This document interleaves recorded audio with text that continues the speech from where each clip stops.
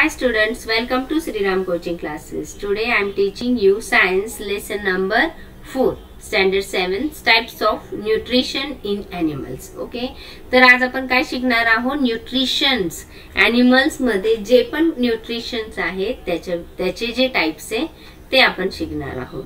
आता बघा, याच्यामध्ये पहिला जो आहे तो आहे holozoic. Okay, holozoic nutrition. Okay, म्हणजे काय? आता होलोझोइक न्यूट्रिशन म्हणजे काय ते आता हे तुम्हाला समोर चित्र दिसतंय. हे म्हणजे काय आहे? आपला अमिबा. अमिबाला तुम्ही माहिती आहे हा काय युनिसेल्युलर, की जो फक्त आणि फक्त एकाच सेल पासून तयार झालेला एनिमल आहे. आता जर तुम्हाला विचारलं की तुम्ही युनिसेल्युलर आहात की मल्टीसेल्युलर आहात, तर तुम्ही पटकन आन्सर देणार की मल्टीसेल्युलर. आपली जी बॉडी आहे ती अनेक सेल्सने बनलेली आहे, म्हणून आपण मल्टीसेल्युलर. पण अमिबा मात्र फक्त एक आणि एकाच सेलने बनतो. त्याच्यामुळे त्याच्यामध्ये ऑर्गॅन्स सुद्धा नाहीये. Does not have organs. मग कोणते? Like hands and mouth. Hands नाही, माउथ नाही. ओके, आता बघा, मग तो कसा काय फूड इनटेक करतो? की it can take in food through any part of the surface of its unicellular body. आता त्याचं असं आहे ना की बघा, की अमिबा असा प्राणी आहे की तो सपोज इकडे त्याला फूड दिसलं, ओके, तर त्याची बॉडी फिरत फिरत फिरत अशी इकडून येणार.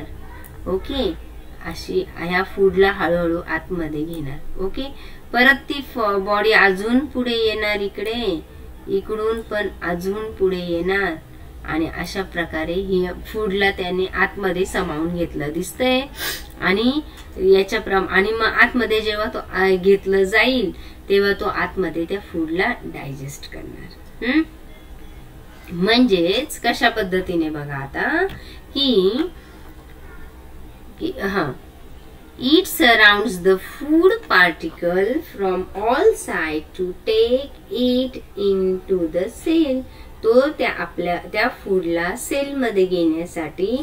आता बघा की इथे सपोज फूड आहे. ओके, पहिले इथे दिसतंय तुम्हाला, इथे फूड पार्टिकल आहे आणि याचं इथे न्यूक्लियस आहे. मग हळूहळू हा बघा आता की या फूड कडे जाण्यासाठी हा आपला आकार बदलतोय. बघा आता इथे त्याने आणखी याला आपला आकार पुढे केला. काही वेळाने तो पूर्ण फूड आतमध्ये गेला. हे बघा, याच्यात समावून घेतला गेला. आणि नंतर अजून काही वेळाने बघा पूर्ण फूड हा त्याच्या आतमध्ये इथे गेलेला दिसतो. हे न्यूक्लियस आहे आणि इथे हे दिसतंय हे फूड आहे आणि हा आहे अमिबा. तर अशा पद्धतीने त्याने तो जो फूड आहे तो आपल्या आतमध्ये घेतला. After that it digest the food with the help of different enzymes. आता तो शरीरामध्ये त्याच्या बॉडीमध्ये तो हे जे आहे म्हणजे फूड आहे, अन्न आहे, तो कसा बरं डायजेस्ट करतो? ओके, तर त्या अन्न कणांवर, त्या फूड पार्टिकल्स वर तो काय एन्झाइम्सने क्रिया घडवून आणतो. एन्झाइम्स असतात वेगवेगळ्या प्रकारचे आणि त्याच्या मदतीने, त्या एन्झाइम्सच्या मदतीने त्या फूड पार्टिकल्सचे त्याला पोट वगैरे काही नाही, मग त्याच्याने तो डायजेस्ट करतो. आता बघा, पण अनडायजेस्टेड फूड जे आहे ते लेफ्ट बिहाइंड. जे आता अनडायजेस्टेड फूड आहे ते left behind as the amoeba move further with the help of pseudopodia. आता इथे पी जो आहे हा सायलेंट आहे. Okay, pseudopodia. तर आता हा अमिबा जो आहे ना तो त्याच्या ह्या आता हा जो आहे स्युडोपोडिया याच्या हा एक त्याचा जो आहे त्याच्या मदतीने अवयवाच्या म्हणजे अवयव तर नसतातच त्याचा, हा एक जो पार्ट आहे याच्या मदतीने तो काय करतो, न पचलेला अनडायजेस्टेड जो फूड पार्टचा भाग आहे तो काढून टाकतो. ओके, तो तेथेच सोडून देतो, मागे सोडून देतो. ओके, आता इन युनिसेल्युलर ॲनिमल मासे कोणते कोणते अमिबा आहे, अजून कोण आहे युग्लिना, अजून कोण आहे पॅरामोशियम, हे सगळे ॲनिमल्स आहे. हे आहे युनिसेल्युलर ॲनिमल्स. आणि etcetera all the step of nutrition occur within their unicellular body. आणि ह्यांच्या शरीर हे जे अशा प्रकारचे जे युनिसेल्युलर जे ॲनिमल्स आहे ते त्यांच्या न्यूट्रिशनच्या सर्व ज्या क्रिया आहे, स्टेप्स आहे, त्या त्यांच्या सेलमध्येच होत असतात. त्यांच्या एकच सेल आहे, त्या सेलमध्ये सगळ्या क्रिया त्यांच्या होतात. आपल्या क्रियांसाठी वेगळे, आपल्याला श्वास घ्यायला आपली रेस्पिरेटरी सिस्टम वेगळी, डायजेस्टिव्ह सिस्टम वेगळी, एक्सक्रिटरी सिस्टम वेगळी, सगळ्या सिस्टम्स वेगवेगळ्या आहेत. त्यांच्याकडे त्या सिस्टम्सच नाही, कारण ते युनिसेल्युलर आहे.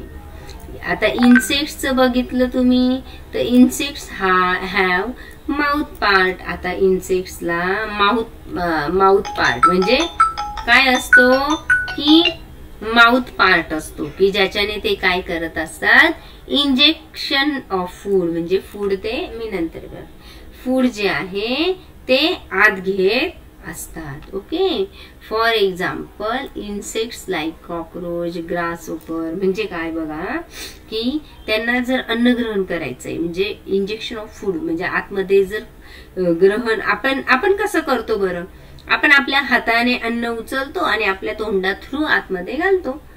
मग ते काय करतात म्हणजे आपलं अन्नग्रहण जे आहे आपल्या तोंडाने होतं. पण कीटकांमध्ये अन्न ग्रहण जो आहे त्याच्यासाठी एक माउथ पार्ट आहे. पण मग तो कसे की आता सपोज तुम्ही घ्या फुलपाखरू वगैरे तुम्ही बघितलं तर त्याच्या इथे असं हे असतं फुलपाखराला वगैरे, किंवा झुरळ घ्या, नाकतोडे घ्या, त्याला त्यांच्या याच्या सुटे अशी नळी सारखं बटरफ्लायचं जर घेतलं तर ते सक food with a tube like proboscis म्हणजे असं ट्यूब लाईक पार्ट असतो. आणि त्याच्याने आता ग्रास होपर आणि कॉकरोच विच निबल हॅव जॉ लाईक माउथ पार्ट, त्यांना जॉ लाईक माउथ पार्ट आहे. प्रत्येकाला जो माउथ पार्ट आहे तो वेगवेगळा आहे. बटरफ्लायला ट्यूब लाईक आहे. मॉस्किटो आणि बेडबग्स जे आहे ते निडल लाईक माउथ, आपलं बघा असं टोचल्यासारखं होतं. आणि ट्यूब लाईक पण आहेत. ओके, आणि त्याच्याने ते काय करतात, ब्लड सक करतात. ओके, तर अशा पद्धतीने प्रत्येक ॲनिमलचा माउथ पार्ट जो आहे तो अलग अलग आहे. प्रत्येकाची क्रिया देखील वेगवेगळी आहे. या पिक्चर मध्ये दिसतंय प्रत्येकाचे माउथ पार्ट इथे दिलेले आहे. Animals with different food habit, प्रत्येकाची फूड हॅबिट जी आहे ती वेगवेगळी आहे. प्रत्येक जण वेगवेगळ्या प्रकारचं अन्न खात असतो, माहितीये तुम्हाला. तर आता बघा की according to the type of food animals can be classified. फार महत्वाचा टॉपिक आहे बरं का, एकदम व्यवस्थित लक्ष द्या की आता पहिल्या याच्यामध्ये according to type of food, फूडच्या म्हणजे कोणता ॲनिमल काय फूड खातो की टाइप ऑफ फूड, फूडच्या टाइप नुसार ॲनिमल्सचे क्लासिफिकेशन असतं. पहिलं म्हणजे हर्बिवरस. आता हर्बिवरस म्हणजे काय, हर्बिवरस ॲनिमल्स म्हणजे की use plant directly as there food. काही ॲनिमल्स असतात ना की ते डायरेक्टली त्यांचं ते प्लांट्स खातात, म्हणजेच मराठीत जर म्हणायचं तर शाकाहारी. ओके, की जे फक्त प्लांट्स खातात. आणि वनस्पती जे प्लांट्स जे आहे ते अन्न म्हणून, प्लांट्सचा ते अन्न म्हणून उपयोग करतात. जसं बघा तुम्ही ग्रेझिंग करणारे ॲनिमल्स जे आहेत, ग्रेझिंग ॲनिमल्स म्हणजे माहितीये का गवत वगैरे खातात. आणि ग्रॅनिवोरस असं बिया वगैरे खाणारे, फळं खाणारे, आता हे ग्रॅनिवरस म्हणजे सीड इटर्स, आणि आता हे जे आहे फ्रुगिवरस म्हणजे काय, फ्रुट्स इटर, फ्रूट इटर्स जे आहेत त्यांना. तर म्हणजे प्लांट्स खाणाऱ्या ॲनिमल्सला म्हणतात हर्बिवोरस ॲनिमल्स, म्हणजेच शाकाहारी. आता दुसरा जो आहे तो आहे आता कॉर्निवोरस. आता कार्निवोरस म्हणजे काय की animals that depend on other animal, की हे जे ॲनिमल हे जे कॉर्निवोरस आहे ते दुसऱ्या ॲनिमल्सला फूड म्हणून यूज करतात. हे दुसऱ्या ॲनिमल्सचा फूड म्हणून उपयोग करतात. म्हणजे काही प्राणी अन्नासाठी इतर प्राण्यांवर अवलंबून असतात. आता जसं carnivorous are directly dependent on plant for food, carnivorous are indirectly dependent on plants for food. म्हणजे ते जे आहे ते अप्रत्यक्षपणे वनस्पतींवर अवलंबून आहे, की ते डायरेक्ट वनस्पती त्यांच्या पुढे ठेवली तर ते खाणारच नाही. कारण ते आता इथे बघा, आता हे जे आहे हा पोपट आहे, हा काय डायरेक्ट वनस्पती खाणार. एखादा जिराफ आहे तो पण वनस्पती खाणार. पण लायनला जर तुम्ही त्याच्या पुढे गवत टाकलं तर तो गवत खाईल का, नाही. तो काय खाणार, त्या जिराफला खाणार. म्हणजे ते प्लांट्सवर अप्रत्यक्षपणे म्हणजे इनडायरेक्टली डिपेंडंट आहे. पण ते आता हा जो ॲनिमल आहे हा याला खाणार आहे ना. ओके, अशा पद्धतीने हे इनडायरेक्टली डिपेंडंट आहे. म्हणजे examples are animals that feed on herbivorous, म्हणजे हर्बिवोरसला म्हणतात predators. Animals that feed on insects, जे इन्सेक्ट्स वर डिपेंड आहे, हर्बिवोरस वर डिपेंड आहे, त्या ॲनिमल्सला कार्निवोरस ॲनिमल्स खातात.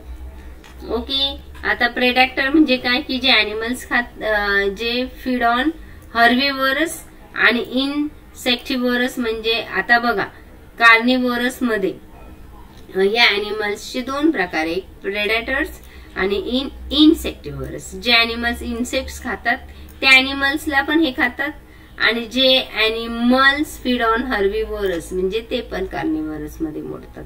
आता बघा की ओमनिवोरस थर्ड पार्ट आहे ओमनिवोरस. तर दुसरा तुम्हाला कळला, पहिला आपला होता मराठीत मध्ये सांगितलं तर शाकाहारी, दुसरा आहे मांसाहारी. दुसरा काय आहे, मांसाहारी. तर तिसरा पार्ट आहे ओमनिवोरस. ओके, समजतंय सगळ्यांना, समजतंय का, पटपट पटपट आन्सर द्या. ओके, तर ओमनिवोरस, ओमनिवोरस म्हणजे काय की animals that obtain their food from both plants and animals, की ते प्लांट्स पण खाऊ शकतात आणि ॲनिमल्स पण खाऊ शकतात, आर कॉल्ड ओमनिवोरस. मग त्याच्यामध्ये मंकी आहे, चिंपांजी आहे, ह्युमन आहे. आपण बघा की ह्युमन बीइंग्स जे आहेत ते प्लांट्स पण खातात आणि ॲनिमल्स पण खातात. चिंपांजी पण, मंकी पण, हे दोघं पण जे हे सगळे ॲनिमल्स जे आहे हे आहे omnivorous animals. Okay, some of the organisms around us perform the function of cleaning and conserving the environment by the very act of feeding themselves. They are called scavengers and decomposers. आता बघा आपल्याला पुढचं बघायचंय की स्कॅव्हेंजर्स आणि decomposers काय आहेत ते आपल्याला बघायचं आहे. आता बघा स्कॅव्हेंजर्सला मराठीमध्ये म्हटलं जातं स्वच्छता कर्मी. आता हे कोणते झाले, हे आपण शाकाहारी मांसाहारी शिकलो, म्हणजे हर्बिवोरस कार्निवोरस. आता ओमनिवोरस म्हणजे मिश्राहारी, म्हणजे याच्यामध्ये दोन्ही पण प्रकारचं अन्न खाल्लं जातं. पुढचं जे आहे ते आहे स्वच्छता कर्मी आणि डिकम्पोजर्स म्हणजे विघटक. आता बघा आता स्वच्छता काय हे जे आहेत ना हे सुद्धा आपल्या पृथ्वीवर खूप महत्वाचे आहेत बरं का. तर कसे आणि का, तर स्कॅव्हेंजर्स म्हणजे काय, पहिले की obtain their food from dead bodies of animals. तुम्ही सांगा आता जर एखादी डेड बॉडी पडलेली आहे ती जर कोणी म्हणजे ती काही ॲनिमल्स जे आहे म्हणजे स्कॅव्हेंजर्स जे आहेत ते ती डेड बॉडी खातात. आणि त्यामुळे काय होतं की ती डेड बॉडी जी आहे ती तिथे म्हणजे ती निघून गेल्यामुळे ऑब्व्हियसली तिथे क्लिनिंगचं फंक्शन होतं, कन्झर्विंग द एन्व्हायरमेंट होतं. म्हणून याला म्हटलं जातं स्वच्छता कर्मी म्हणजे स्कॅव्हेंजर्स. मग आता याच्यामध्ये वल्चर म्हणजे गिधाड वगैरे म्हणतो, क्रो आहे, हे जे आहे ॲनिमल्स हे त्याचे प्रकार आहेत. ओके. आता डिकम्पोजर्स म्हणजे ना की मायक्रोब्स असतात, त्यांना काही जे मायक्रोब्स असतात ते डिकम्पोजर्स म्हणून काम करतात, which obtain their food by decomposing dead bodies of organism. काही आता बघा की काही ॲनिमल्सची वगैरे बॉडी आपण जमिनीच्या आतमध्ये पुरतो. आता जर ती काही वर्षांनी तुम्ही पाहायला गेले तर ती तिथून गायब असते. मग ती गेली कुठे? अचानक ती बॉडी गेली कुठे? तर छोटे छोटे मायक्रोब्स असतात म्हणजे ऑर्गॅनिझम, मायक्रो ऑर्गॅनिझम्स असतात, ती बॉडी ते डिकम्पोज करतात आणि त्यांना म्हणतात डिकम्पोजर्स. हे यांचं जे फंक्शन आहे क्लिनिंगचं ते अतिशय महत्वाचं आहे. नाही तर जमिनी तुम्ही उकरल्या की लगेच तुम्हाला त्याच्यामध्ये काहीतरी ॲनिमल्सच्या बॉडीज वगैरे, डेड बॉडीज वगैरे मिळाल्या असतात. पण बिकॉज ऑफ डिकम्पोजर्स अँड याच्यामुळे आपली जमीन सुद्धा या मायक्रोब्स मुळे स्वच्छ आहे. कारण त्याच्यामध्ये त्या बॉडीचं काय होतं, डेड कंपाऊंड्स, डेड बॉडीज ज्या आहेत त्या काय करतात, मग त्या डिकम्पोज करतात आणि ते त्या मायक्रोब्स साठी ते काय असतात, देअर फूड, त्यांचं ते फूड असतं. तर अशा पद्धतीने आपण आता काय बघितलं की टाइप ऑफ फूड आणि त्याच्यानुसार ॲनिमल्सचं क्लासिफिकेशन 1, 2, 3, 4 आणि 5. तुम्ही नोट्स काढाल तेव्हा व्यवस्थित वहीमध्ये लिहायचंय. आता दुसरं बघा, दुसरं जे न्यूट्रिशन आहे ते आहे सॅप्रोझोइक न्यूट्रिशन. आता सॅप्रोझोइक न्यूट्रिशन म्हणजे मराठीत जर सांगायचं तर मृतोपजीवी. मृतोपजीवी म्हणजे काय बघा की सम इन्सेक्ट्स, काही insects, unicellular animals etc. Obtain the nutrient by absorbing the liquid organic material from the dead bodies of other animals or from the environment. These is saprozoic nutrients. For example, house flies, ant, spiders etc. आता सॅप्रोझोइक म्हणजे काय, मृतोपजीवी म्हणजे काही कीटक असतात किंवा unicellular सूक्ष्म असे मायक्रो ऑर्गॅनिझम्स असतात. ते काय करतात की डेड बॉडीज असतात त्या डेड बॉडीज मधलं म्हणजे आपल्या मृत शरीरातील किंवा आपल्या आजूबाजूच्या वातावरणामध्ये असं लिक्विड ऑर्गॅनिक मटेरियल जे आहे त्याचं शोषण करून त्याचा अन्न म्हणून उपयोग करतात. बरोबर. म्हणजे जसं तुम्ही हे बघा की आता त्याचे जर एक्झाम्पल द्यायचं असेल तर कोळी आहे, मुंग्या आहे, माशा आहे, ते बघा इथे स्पायडर, हाऊसवाईफ, अंट, हे सगळे सॅप्रोझोइक म्हणजे ते काय ना लिक्विड ऍब्झॉर्ब करतात. काय करतात, लिक्विड ऍब्झॉर्ब करतात. मग ते डेड बॉडी असू दे नाही तर असं, तर याला म्हटलं जातं सॅप्रोझोइक न्यूट्रिशन. आता पॅरासिटिक न्यूट्रिशन. आता पॅरासिटिक न्यूट्रिशन म्हणजे काही जे आहेत की आता पॅरासिटिक जर तुम्हाला म्हटलं तर परजीवी. तर याच्यामध्ये तुम्ही बघू शकता की आता घरातला कुत्रा आहे, गोठ्यातली म्हैस आहे, असे वेगवेगळ्या त्यांचे शरीर असे तुम्ही जर बघितलं तर त्यांच्या शरीरावर तुम्ही बघितलं की कुत्रा वगैरे असेल किंवा म्हैस असेल, त्यांच्या ते जे केस असतात ना त्याच्यामध्ये बारीक बारीक बारीक बारीक असे कीटक असतात बरं का, एकदम छोटे छोटे.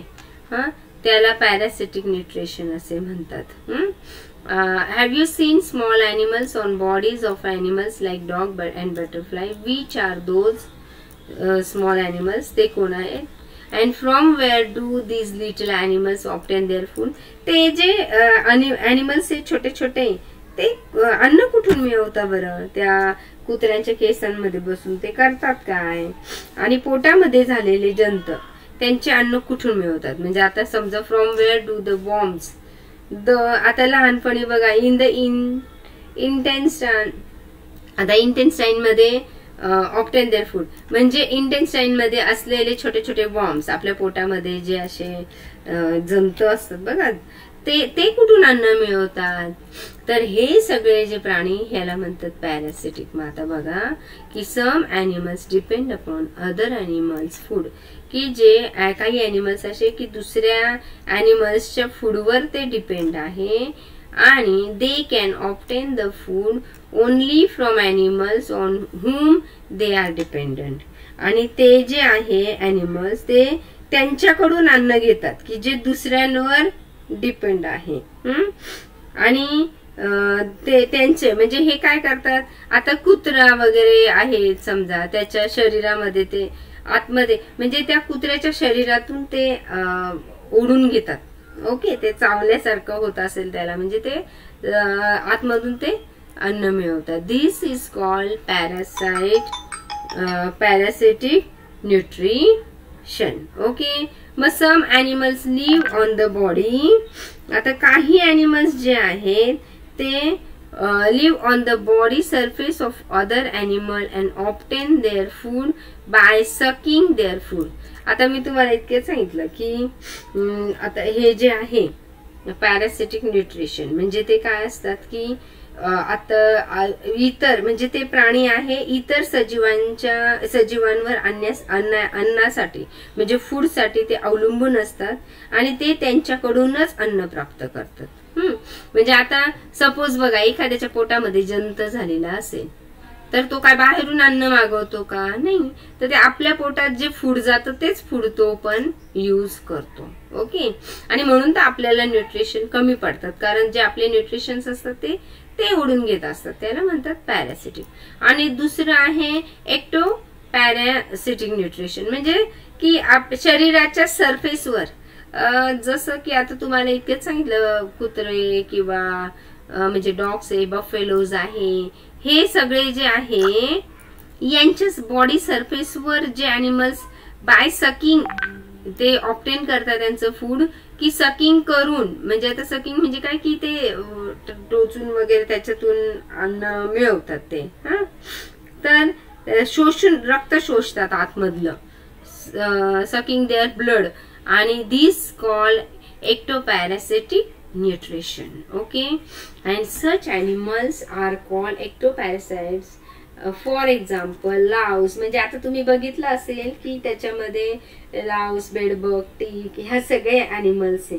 जसं की अगदी त्याला मराठीत जर तुम्हाला म्हणायचं असेल तर गोचिड, ढेकून, उवा वगैरे.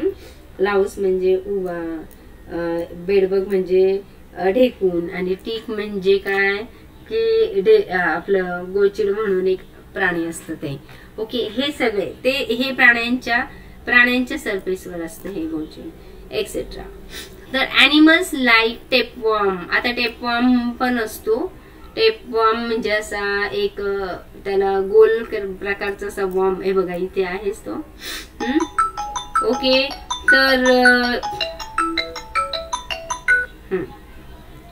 तर टेपवॉर्म म्हणजे काय की animals like tapeworm and roundworm live inside the body of other animal and obtain their food. ते इतर ॲनिमल्सच्या बॉडीमध्ये राहतात आणि तिथून ते अन्न ग्रहण करतात, त्याला म्हणतात एंडोपॅरासिटिक न्यूट्रिशन. म्हणजे पॅरासिटिक मध्ये दोन टाईप आहे, एक आहे एक्टो, ते सरफेसवर असतात, आणि एक आहे एंडो, ते बॉडीच्या आत असतात. याला म्हणतात पॅरासिटिक न्यूट्रिशन. तर अशा प्रकारे आपण लेसन संपवलेला आहे. आणि हे जे आतापर्यंतचे सगळे व्हिडिओज आहे ते तुम्ही व्यवस्थित सगळे बघा. मी डिस्क्रिप्शन बॉक्स मध्ये सगळे व्हिडिओज टाकेल या व्हिडिओच्या. तर पहिल्यापासून सर्व जर व्हिडिओ बघितलेले नसतील तर कृपया बघा. थँक्यू.